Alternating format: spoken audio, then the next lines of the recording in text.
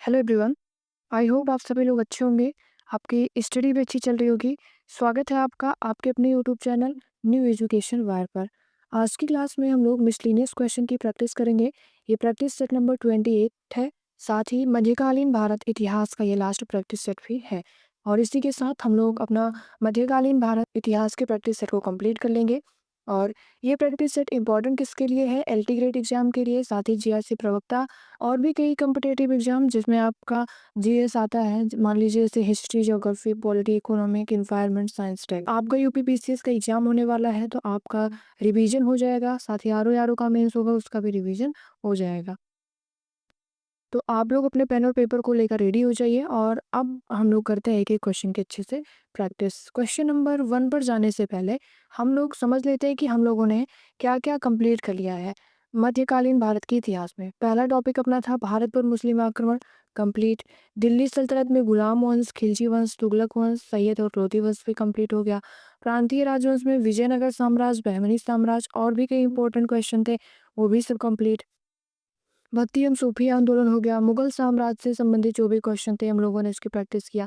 उत्तर मुगलवर्ती और फिर इसके बाद सिख संप्रदाय के जो इंपॉर्टेंट क्वेश्चन थे हम लोगों ने प्रैक्टिस किया। मराठा साम्राज्य। और आज हम लोग मिसलिनियस क्वेश्चन की प्रैक्टिस करेंगे और फिर अपनी जर्नी मध्यकालीन भारत के इतिहास की ही इंड हो जाएगी। फिर हम लोग चलेंगे मॉडर्न हिस्ट्री पर। ठीक है, अब चलते हैं क्वेश्चन नंबर 1 पर। क्वेश्चन नंबर 1 को आप लोग पढ़िए और पहले अटेम्प्ट करिए। टाइमर आपको दे दिया जाएगा क्योंकि कुछ लोगों का कमेंट आया था कि क्वेश्चन हम खुद से पढ़ेंगे और फिर अटेम्प्ट करेंगे, फिर आप बाद में बताइएगा कि इसका आंसर क्या होगा। तो इसीलिए आप लोग पहले अटेम्प्ट करिए।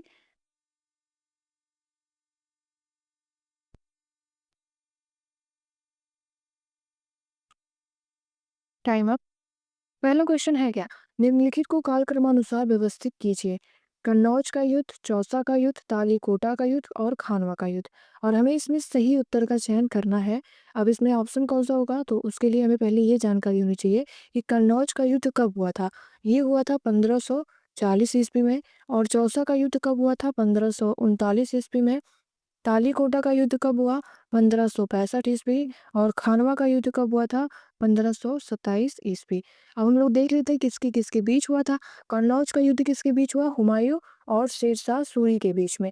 चौसा का युद्ध किसके बीच में हुआ? हुमायूं और शेरशाह सूरी के बीच में। ठीक, ये भी।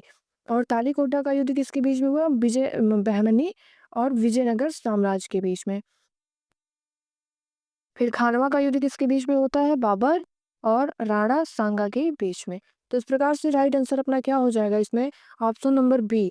सबसे पहले खानवा का युद्ध 1527 में, फिर चौसा का युद्ध 1539 में होता है, फिर कन्नौज का युद्ध 1540 में और इसके बाद तालीकोटा का युद्ध 1565 ईस्वी में। और अपना क्वेश्चन नंबर 1 कंप्लीट भी होता है। और आपको जो भी नई जानकारी मिले आप उसको एक नोट्स में डाल दीजिए, जिससे कि आपको रिवीजन करना हो तो रिवीजन करने में आपको आसानी हो। दूसरा क्वेश्चन है, जवाब ये थे। आप लोग पढ़िए खुद से और मैं पहले टाइमर दे देती हूँ। क्वेश्चन अटेम्प्ट करिए आप लोग।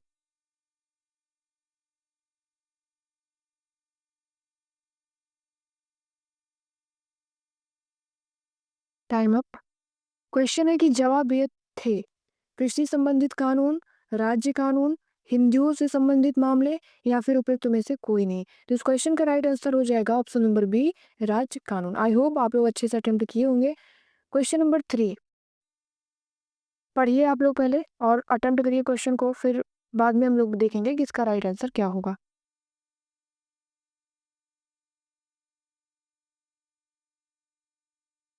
Time up. क्वेश्चन है, विदेशी यात्रियों को भारत आने के कालक्रमानुसार व्यवस्थित कीजिए। विलियम हॉकिंस, राल्फ फिज, सर थॉमस रो, निकोलस डाउंटन। सही उत्तर का चयन कीजिए। तो विलियम हॉकिंस कब आया था भारत?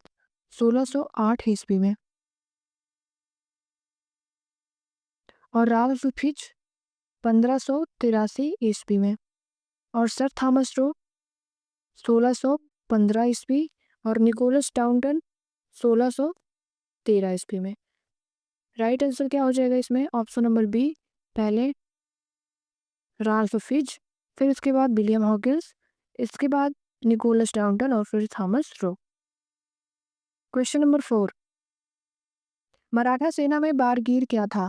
पैदल सेना, अग्रिम पंक्ति वाला व्यक्ति या फिर दोनों या फिर घुड़सवार। और मुझे आप पर पूरा विश्वास है कि आपको जो टॉपिक दिया गया है आप उसका रिवीजन करके आए हुए हैं और फिर इस प्रैक्टिस सेट से अपनी प्रैक्टिस कर रहे हैं। तो इस क्वेश्चन का राइट आंसर क्या हो जाएगा? ऑप्शन नंबर डी, घुड़सवार। ठीक है, इजी क्वेश्चन था इसलिए टाइमर नहीं दिया गया। अब आगे चलते हैं। अगला क्वेश्चन है, आप लोग पढ़िए और इसके लिए मैं टाइमर दे देती हूँ आपको और अटेम्प्ट करिए क्वेश्चन।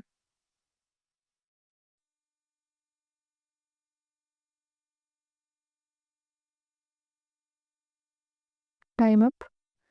क्वेश्चन है कि अकबर के काल में महाभारत का फारसी अनुवाद किसके निर्देशन में हुआ? नाजरी, उतबी, अबुल फजल या फिर फैजी?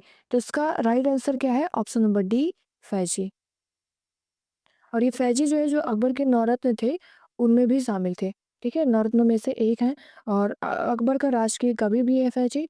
ठीक है, क्वेश्चन नंबर 6 आप लोग पढ़िए और टाइमर आपको दे दिया गया है। क्वेश्चन अटेम्प्ट करिए, ओएमआर शीट में अपने गोले को भरिए या फिर आप कोई पेज लेकर बैठे उसमें अपना बताइए राइट आंसर क्या होगा। Time up. क्वेश्चन है कि किस मुगल बादशाह को जिंदा पीर कहा जाता था? जहांगीर को, औरंगजेब को, शाहजहां को या फिर अकबर को? तो इस क्वेश्चन का राइट आंसर क्या हो जाएगा? ऑप्शन नंबर बी, औरंगजेब को। ठीक, क्वेश्चन नंबर 7 को आप लोग पढ़िए और फिर अटेम्प्ट करिए। टाइमर आपको दे दिया गया है।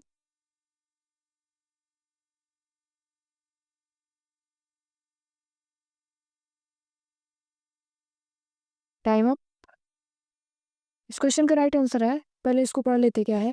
किसके शासनकाल में गोस्वामी तुलसीदास ने रामचरितमानस लिखी? अकबर के शासनकाल में या फिर बाबर या जहांगीर या फिर औरंगजेब? तो इस क्वेश्चन का राइट आंसर हो जाएगा ऑप्शन नंबर ए, अकबर। अकबर का शासनकाल कब से कब तक था?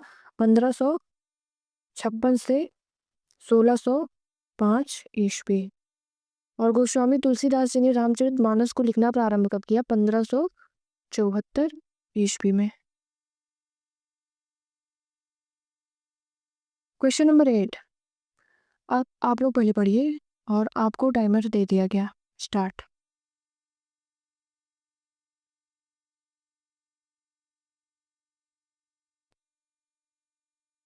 Time up. क्वेश्चन है कि अंग्रेजों ने सूरत में अपनी पहली फैक्ट्री किसकी अनुमति से स्थापित की थी?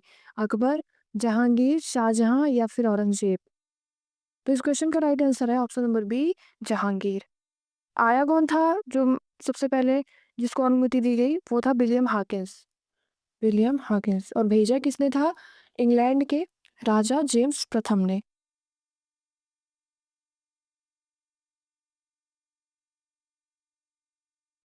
क्वेश्चन नंबर 8 आप लोग रीड करिए और फिर अटेम्प्ट करिए। टाइमर आपको दे दिया गया, 10 सेकंड का टाइम आपके पास है और सभी लोग क्वेश्चन को अटेम्प्ट जरूर करिए। क्वेश्चन को छोड़िए मत। फिर यहाँ पर आप जितनी गलती करेंगे वो सही है, लेकिन एग्जाम में आपको वो गलती नहीं करनी है, इसीलिए हम लोग प्रैक्टिस कर रहे हैं। जितनी गलतियाँ करनी हो आप करिए इस प्रैक्टिस सेट में, बस एग्जाम टाइम पे आपको वो सारी गलती जो है रिपीट नहीं करनी है। ठीक है, क्वेश्चन क्या है कि निम्नलिखित में से कौन सिख गुरु हरकिशन के उत्तराधिकारी थे? गुरु तेग बहादुर, गुरु अंगद देव, गुरु हरगोविंद या फिर गुरु अमरदास? तो इस क्वेश्चन का राइट आंसर है गुरु तेग बहादुर। ये कौन थे? सिखों के 9वें गुरु थे। क्वेश्चन नंबर 10 एक बार आप लोग क्वेश्चन को अच्छे से रीड करिए और फिर अटेम्प्ट करिए। टाइमर आपको दे दिया गया है।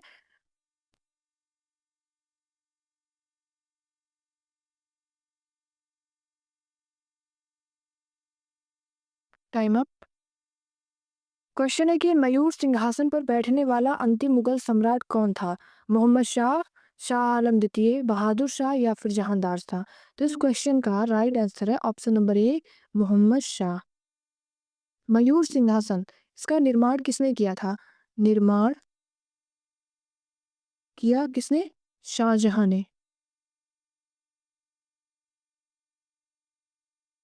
और मयूर सिंहासन को 1739 ईस्वी में नादिर शाह ने लूटकर इसे कहाँ ले गया? ईरान। किसने लूटा था? नादिर शाह। ठीक है, निर्माण किसने किया? शाहजहां ने। और 1739 में ईरान कौन ले गया इसे लूटकर? नादिर शाह। ठीक, और बैठने वाला अंतिम मुगल सम्राट कौन था? मोहम्मद शाह। क्वेश्चन नंबर 11 भारत आप लोग पहले पढ़िए और आपको टाइमर दे दिया गया है। क्वेश्चन को अटेम्प्ट करिए।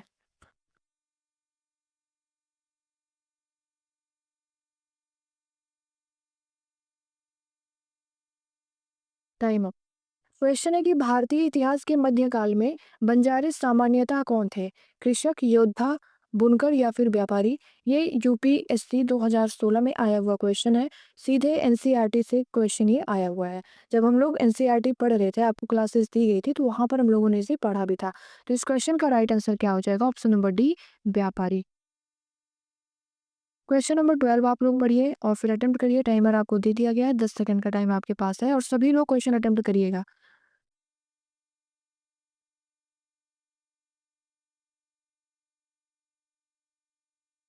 Time up. क्वेश्चन है कि शिवाजी की राजधानी कहाँ थी? सतारा, रायगढ़, पुरंदर या फिर इनमें से कोई नहीं? कल की जब हम लोग कल प्रैक्टिस सेट कर रहे थे, तो उसमें पहला जो क्वेश्चन था उसमें मैंने बताया था आपको कि शिवाजी की राजधानी कहाँ पर थी? रायगढ़। क्वेश्चन नंबर 13 आप लोग अच्छे से रीड करिए और फिर अटेम्प्ट करिए। Timer start.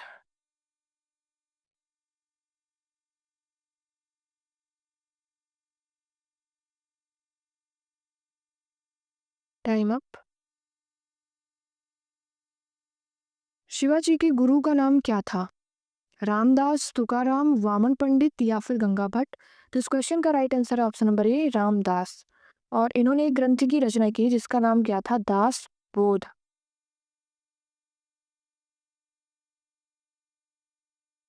आगे चलते हैं। क्वेश्चन नंबर 14 को आप लोग पढ़िए और टाइमर स्टार्ट है। अच्छे से क्वेश्चन अटेम्प्ट करिए। 10 सेकंड का टाइम है आपके पास।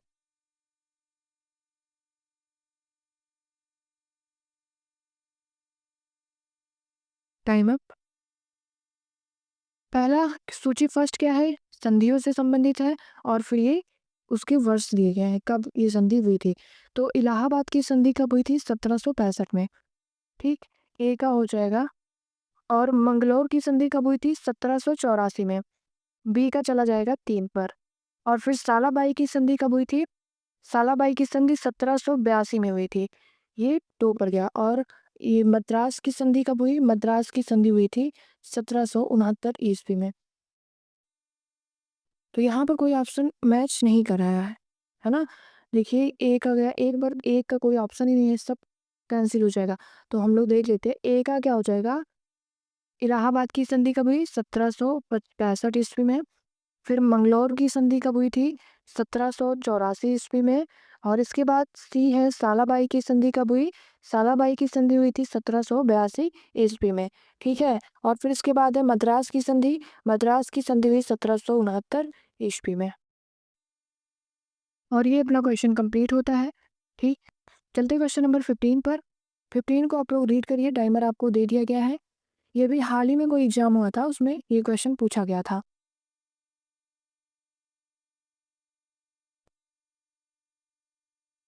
Time up. चित्तौड़गढ़ में विजय स्तंभ किसने बनवाया? महाराणा प्रताप, राणा कुंभा, राणा सांगा या फिर कुंवर दुर्जन? तो इस क्वेश्चन का राइट आंसर है option number B, Rana Kumbha. 1433 से 1468 ईस्वी। कौन थे राणा कुंभा? मेवाड़ राज्य के शासक। मेवाड़ राज्य के शासक। कंप्लीट होता है क्वेश्चन। इसी के साथ हम लोगों ने 15 इंपॉर्टेंट क्वेश्चन की प्रैक्टिस को कंप्लीट किया और ये सभी अपने मिस्टीनियस क्वेश्चन थे मध्यकालीन भारत से संबंधित। और साथ ही हम लोगों ने मध्यकालीन भारत इतिहास से और हम लोगों ने प्रैक्टिस भी अच्छे से कर लिया और आप लोगों का रिवीजन भी हो गया। अब इसके बाद हम लोग प्रैक्टिस करेंगे मॉडर्न हिस्ट्री और आपको आज इसका वीडियो मिल जाएगा कि हम लोग आगे कौन कौन से टॉपिक को कंप्लीट करने वाले हैं मॉडर्न हिस्ट्री में। आप लोग उसका रिवीजन करके आइएगा, ठीक है। और पीडीएफ के लिए आप टेलीग्राम को ज्वाइन कर लीजिए, यहाँ पर आपको पीडीएफ मिल जाएगी। बस आपको क्या करना है, वीडियो के कमेंट बॉक्स में आपको कमेंट करना है कि मुझे इस वीडियो का पीडीएफ चाहिए। आपको वो पीडीएफ प्रोवाइड कर दिया जाएगा, ठीक है। और आप लोग चैनल को सब्सक्राइब भी कर लीजिए जिससे आप जो भी नई नई अपडेट्स इस चैनल पर आती है आपको मिलता रहे। बेल आइकन आप प्रेस कर लीजिए। सीटेट का प्रैक्टिस सेट, साथ ही ओपी टेट का प्रैक्टिस सेट भी इस चैनल पर जल्दी स्टार्ट होने वाला है। आप लोगों को वीडियो अच्छी लगी हो तो वीडियो को लाइक और शेयर भी कर दीजिए। Thank you so much. जय हिंद।